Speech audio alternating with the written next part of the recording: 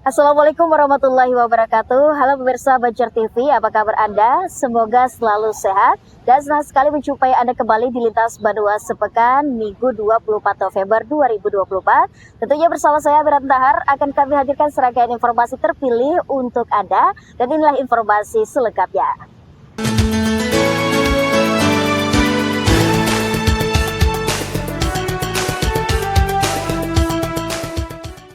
Ya bersama mengawali lintas sepekan hari ini, Badan Narkotika Nasional Provinsi Kalsel memusnahkan barang bukti narkotika seberat 271 gram sabu dari 2 orang tersangka yang pada proses pemusnahan dengan cara diblender dan campur air tersebut berlangsung di kantor BNNP setempat Jalan DI Panjaitan Banjarmasin.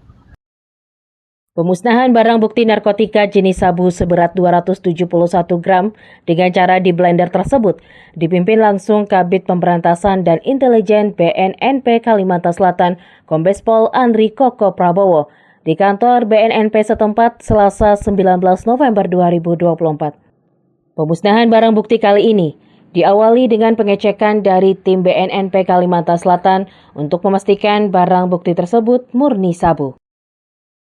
Selain dari petugas Kajari Banjarmasin, proses pemusnahan juga melibatkan dari anggota MUI dan juga disaksikan 2 orang tersangka yang saat itu turut dihadirkan. Usai di blender dan tercampur dengan air, hasilnya langsung dimasukkan ke dalam ember besar dan kemudian dibuang ke lubang toilet.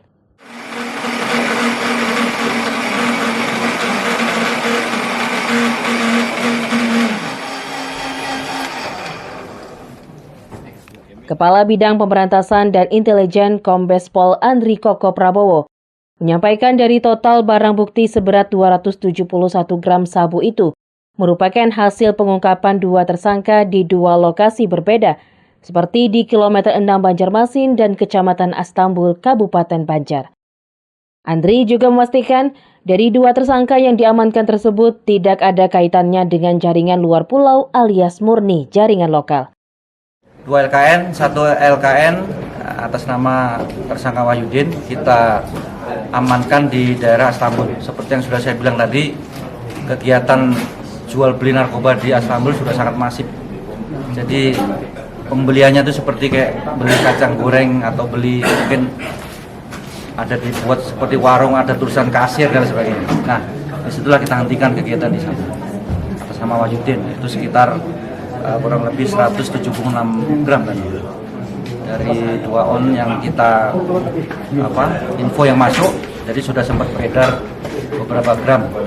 Kemudian LKN yang kedua atas nama Saiful di PAL 6 rekan-rekan, PAL 6 memakai sistem ranjau, jadi belum sempat diantar ke yang di atas lagi, gitu kita ambil. Sementara di atas HP sudah kita track untuk sementara mati HP-nya. Tapi tetap kita lakukan pendalaman terhadap kegiatan ataupun orang yang di atasnya yang sudah kita tangkap. Jaringan di sini aja, tidak ada yang terindikasi jaringan keluar. Jadi mereka itu selalu kalau kita tangkap siapa di atas kan putus pasti. Kita harus mencari sendiri jaringan tersebut. Dia pasti bilangnya tidak tahu, dia selalu bilangnya hanya nomor ini yang ada dan nomor itu pasti sudah mati. Untuk mempertanggungjawabkan perbuatannya, 2 tersangka dijerat Undang-Undang Narkotika dengan ancaman di atas 5 tahun penjara. Mohail, Banjar TV. Sementara itu, Kejaksaan Negeri Barito Kuala juga memusnahkan barang bukti berupa narkoba dan miras serta sajam berbagai jenis hasil tangkapan di wilayah hukum Polres Barito Kuala dari berbagai tindak kejahatan. Bertempat di Aula Kantor Kejaksaan Negeri Barito Kuala di Marabahan, Kepala Kejaksaan Negeri Yusi Cahaya Hudaya memimpin langsung kegiatan pemusnahan barang bukti. Menurutnya, pemusnahan barang bukti ini sudah mendapatkan putusan dari pengadilan setempat. Diakuinya, pemusnahan barang bukti tidak hanya memiliki aspek hukum, tapi juga aspek sosial. Penegakan hukum tidak hanya selesai di pengadilan, tapi juga harus diikuti penetapan majelis hakim untuk memusnahkan dan membuat barang rampasan ini tidak dapat digunakan lagi. Barang bukti berupa sabu dan obat daftar G langsung di blender, segera dimasukkan ke dalam ember yang sudah dicampur karbol dan deterjen untuk dibuang ke saluran septic tank. Adapun barang bukti lain berupa sajam langsung dipotong-potong, sedangkan untuk jenis pakaian dilakukan pembakaran. Kepada media, Kajari Batola Yusi Cahaya Hudaya menyebut barang bukti yang dimusnahkan yakni 40 gram sabu, miras, dan obat-obatan terlarang serta sajam agar tidak bisa digunakan lagi. Pemusnahan ini tujuannya adalah untuk selain melaksanakan putusan hakim, kemudian juga meminimalisir penggunaan kembali benda-benda yang telah dilakukan dalam kejahatan, begitu. Hari ini kita telah memusnahkan kurang lebih 40 gram narkotika berupa sabu-sabu, obat-obatan juga beberapa minuman keras, itu sekitar 5 dus, kemudian juga ada sekitar 17 senjata tajam yang sudah kita musnahkan dengan cara tadi dipotong di gurinda, di gurinda, dan pemusnahan narkoba lainnya sudah kita lihat di blender,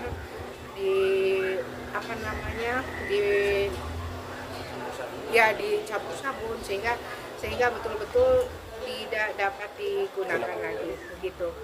Demikian. Dalam kegiatan ini turut mendampingi Kasih Intelijen M. Hamidun Nur dan Kasih PB3R Mahardika Primawijaya Rosadi. Sementara turut menyaksikan unsur Porkopimda, Karutan Marabahan, BNN Barito Kuala, KNPI, serta tamu undangan lainnya. Sarpani melaporkan untuk Banjar TV. Pemirsa, Wakil Menteri Perdagangan RI Diah Roro Esti Widya Putri mengunjungi Pasar Pandu untuk memantau harga sembako dan memberikan bantuan berupa 50 timbangan digital untuk para pedagang yang telah aktif dan tertib ukur. Sementara itu, Diah Roro Esti turut memberikan penganugerahan penghargaan perlindungan konsumen yang diterima para kepala daerah di Indonesia.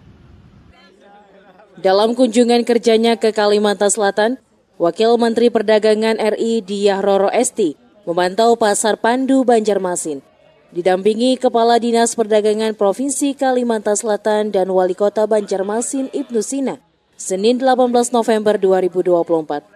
Pada kesempatan itu, ia langsung meninjau pasar yang memenuhi standar nasional tersebut, mulai dari melihat timbangan pegas elektronik yang ditaruh di depan pasar dan baru diberikan, hingga memantau harga sembako.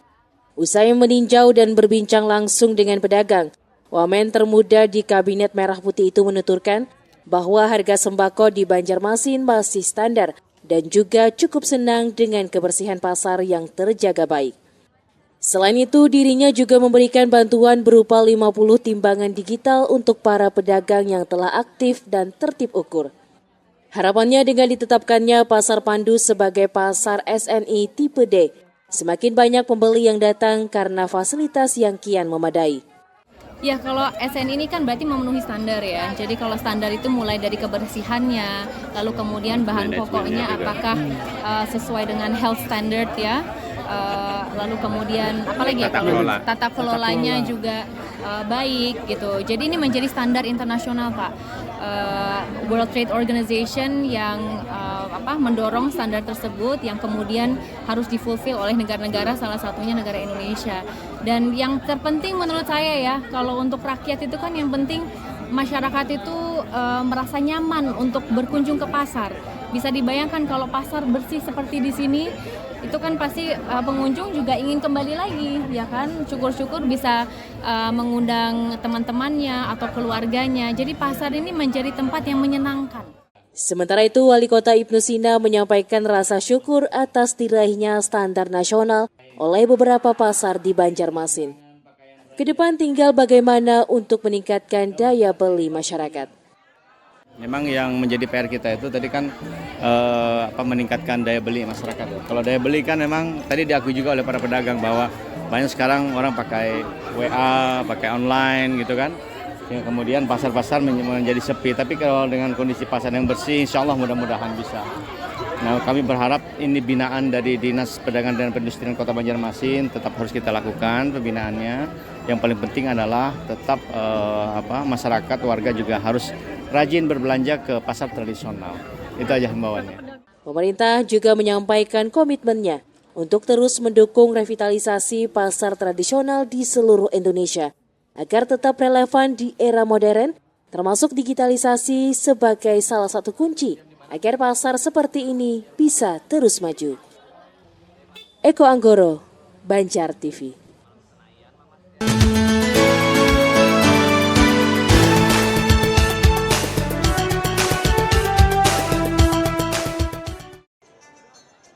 Kementerian Perdagangan memberikan apresiasi terhadap kinerja kepala daerah dan jajarannya dalam berinovasi dan hadir di tengah pasar rakyat untuk meningkatkan baik segi kebersihan dan keterampilannya.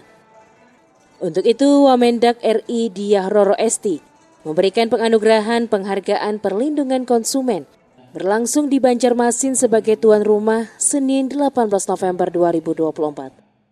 Penganugerahan diterima sekitar 44 kepala daerah dari seluruh Indonesia di 4 kategori berbeda.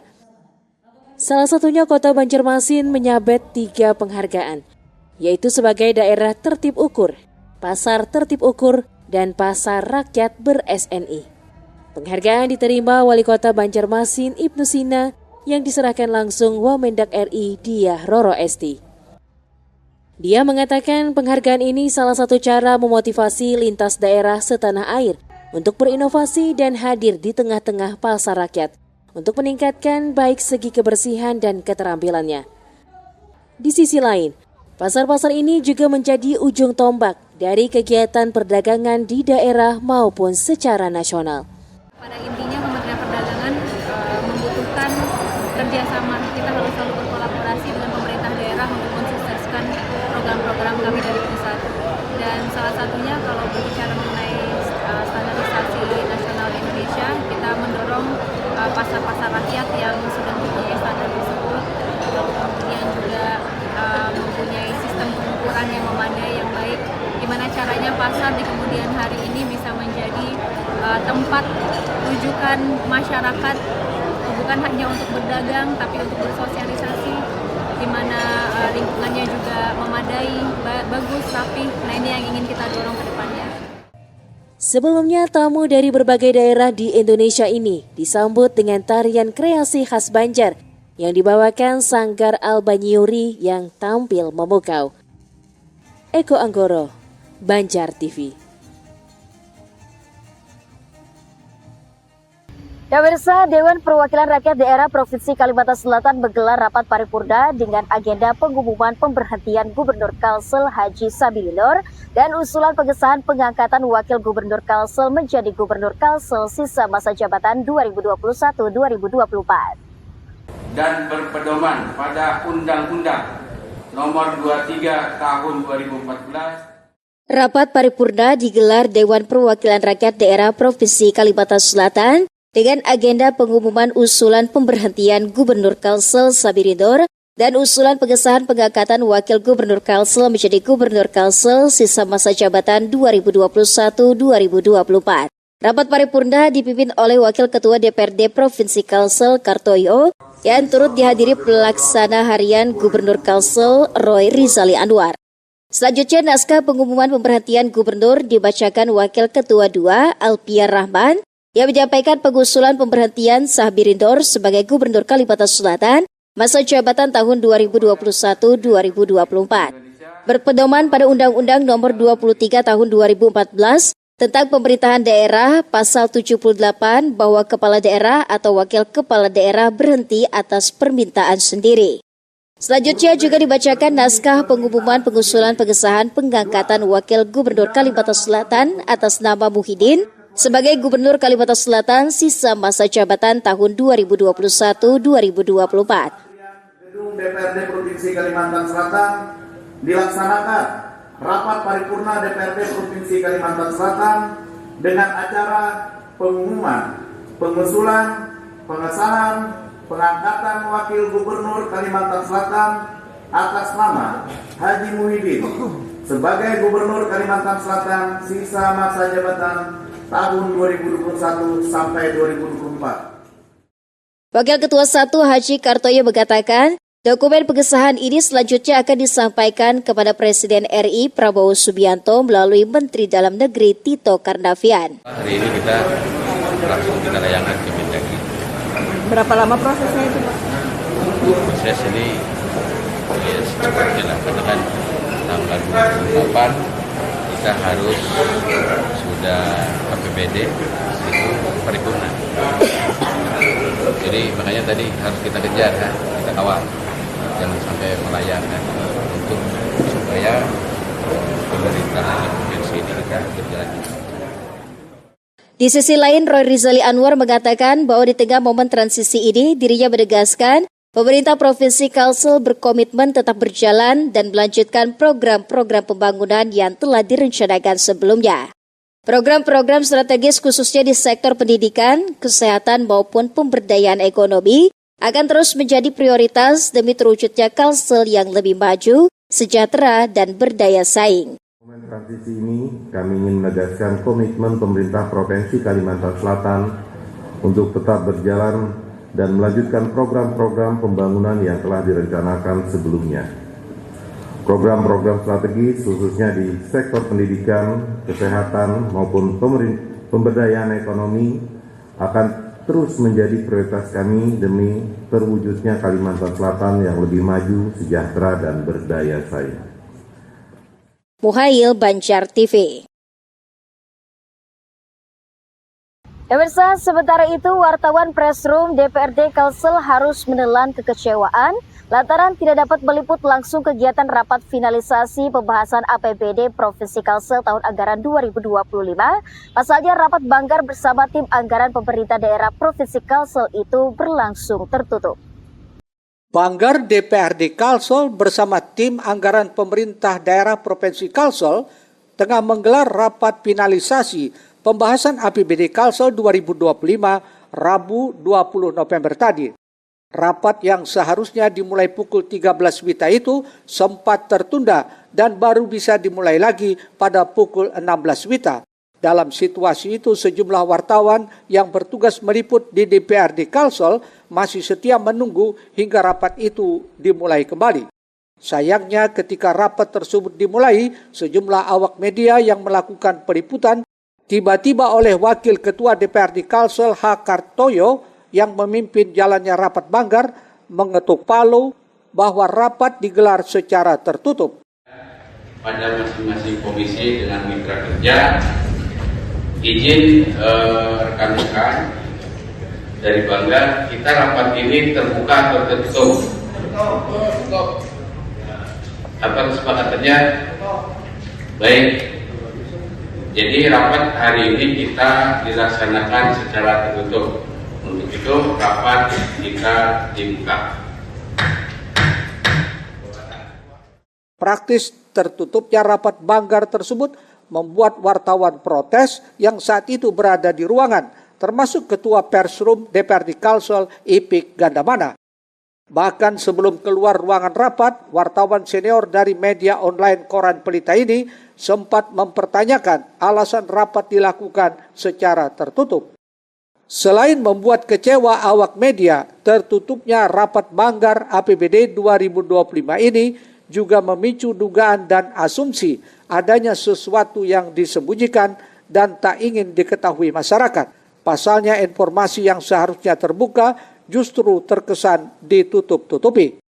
Dalam tanda petik ada sesuatu gitu, ada sesuatu yang tidak ingin diketahui oleh publik kan begitu. Jadi tentu aja menjadi sebuah kejadian atau presiden buruk ke depan untuk kawan-kawan yang khususnya wartawan yang meliput di DPRD yang sudah puluhan tahun.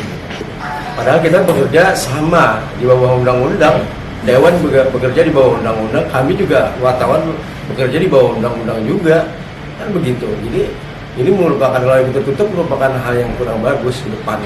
Nanti besok-besok rapat pembahasan tertentu ini tertutup. Lalu apa yang bisa kami sampaikan ke publik kan begitu. Harapannya ke depan Bang, seperti apa? Harapannya ke depan saya mohon anggota Dewan bisa mengerti ya, gitu. Mereka kan pintar-pintar, mereka juga harus paham dan mengetahui tugas-tugas wartawan itu seperti apa. Gitu. Sementara itu, salah satu anggota Banggar, Gusti Iskandar Sukma Alamsa menyatakan alasan rapat tertutup itu sudah sesuai dengan tata tertib Dewan. Dan setelah rapat finalisasi ini rampung, baru bisa diinformasikan ke publik. Muhail, Banjar TV. Pemirsa, sejenak akan kami hadirkan peluncuran Computer Security Incident Response Team. Informasinya hadir sesaat lagi.